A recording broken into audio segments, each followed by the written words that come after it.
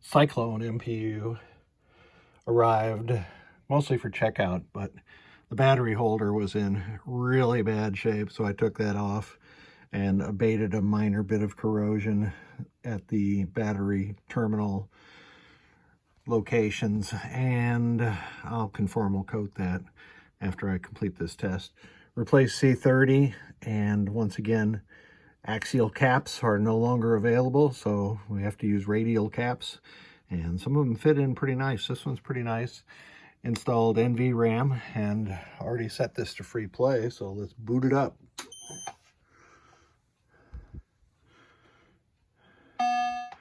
Got a nice bong from the soundboard. Now I've modified my bench right before this to include soundboards for both Data East and Williams, and I've got Cyclone rounds in here, and we can see that everything is working properly right now, in that the lamp matrix is doing what it should be doing, and I have a couple of solenoids on. One of them is a flasher, or the AC select, and the other one's probably driving a motor, but let's see. Let me put the game into test. We can test music.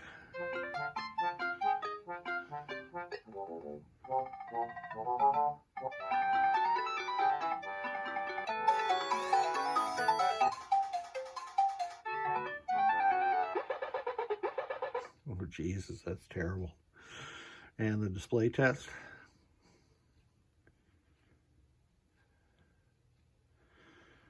And this is, well, I'm not sure what displays Cyclone has in it. Oh, it must have alpha only displays on the lower part.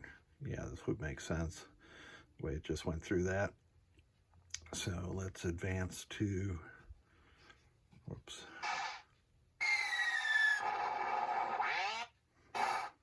Hey, you! Hurry, hurry! Step right up! Hey, you, with the face.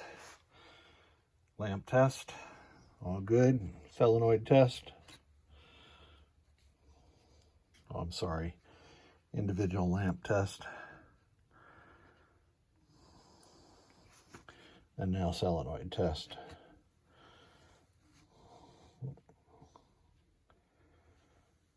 So solenoid, or Q27, solenoid 12 is the AC select solenoid for Cyclone. Let's skip solenoid 13. I'll have to go back and take a look at that. And we can check the special solenoid inputs by actuating each of the switches individually. And it looks like those are good to go. I'm going to jump to switch edges, and I have to crane my fingers to go like this. So let's check column 1, all working. Now let's check, oh, that's column 8. Here we go, row 1.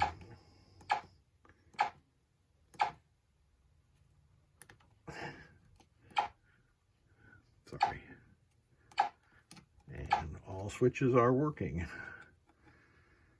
It's going to fail the wheel test because I don't have a wheel hooked up. And then we can go through the audits and adjustments. And adjustment, I already set it to free play. So the NVRAM is holding. And we are back in business. I'm going to go find out which solenoid this is, Q25, solenoid 14, and why it's turned on. I suspect it's going to be a wheel motor. And here we have the Comet power supply. And Comet didn't use a GI relay on the power supply itself, so GI is piped straight through. It used some in the back bucks and in the playfield to control the GI separately. So let's go through these pins and see what kind of voltages we've got. This should be the minus 100. Here's the plus 100. This should be 5. Yeah, I've got these female housings on there to prevent myself from inadvertently slipping. There's the minus 12 and shorting 2 pins together. There's the 12. 5 again. I think there'll be 12 here. And then we get into a whole string of 5s. And then ground is way out here. So this power supply is now working 100%.